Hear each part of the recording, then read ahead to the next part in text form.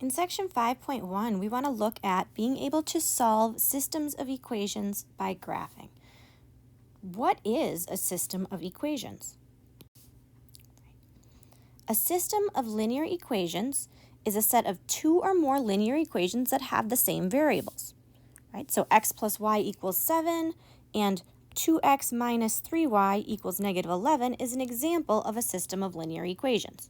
We could have three equations with three different letters, right? Or we could have letters other than x or y, but since we're going to solve these by graphing, everything you see today is going to have x's and y's. Okay.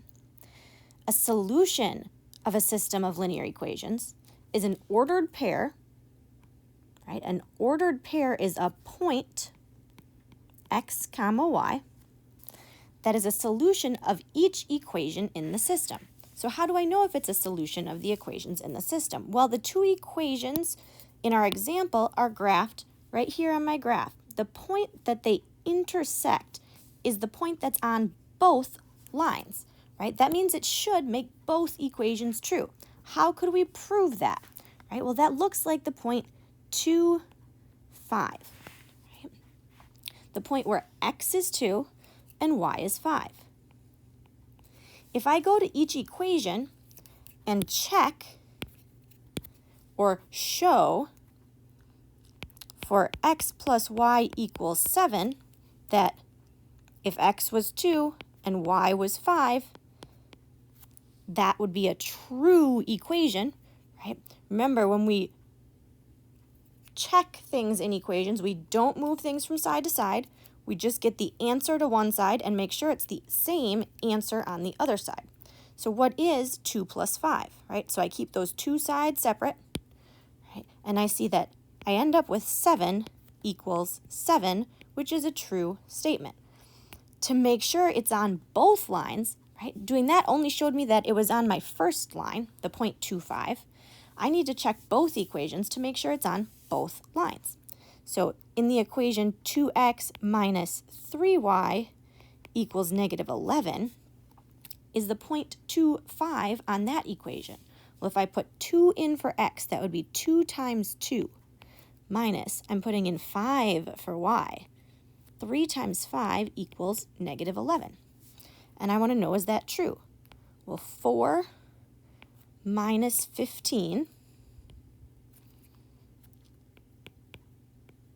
This side is just going to stay negative 11 always. There's no way for me to simplify it. But on the other side, I could say, what is 4 minus 15? Right? And that is negative 11. So again, when we're checking or proving things, we don't move things from one side to the other. All we do is find the answer to each side and make sure they're the same. Okay? So the solution to a system of equations is the point where they meet. Tomorrow, we're going to start actually graphing systems of equations and finding those solutions. For today, we just want to check, is a point a solution to a system? So in this first example we looked at, we found that the point 2, 5 is a solution because it made both statements true. Let's go ahead and take a look at one more example yet. So in this example, we want to tell whether the ordered pair is a solution of the system of linear equations. Right? Is negative 2, 0 a solution or not?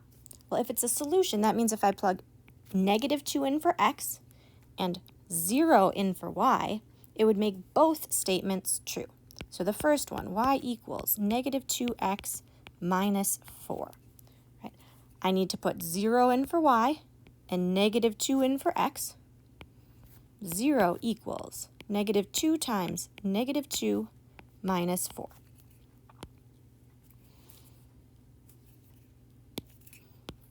Is that true or not? Well, negative 2 times negative 2 is 4. So 4 minus 4. And 4 minus 4 is 0.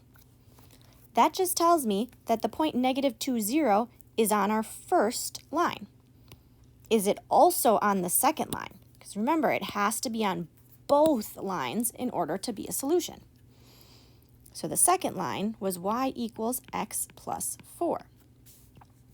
If I put in 0 for y and -2 for x, is this one a true statement? Well, -2 plus 4 is 2, and I get 0 equals 2.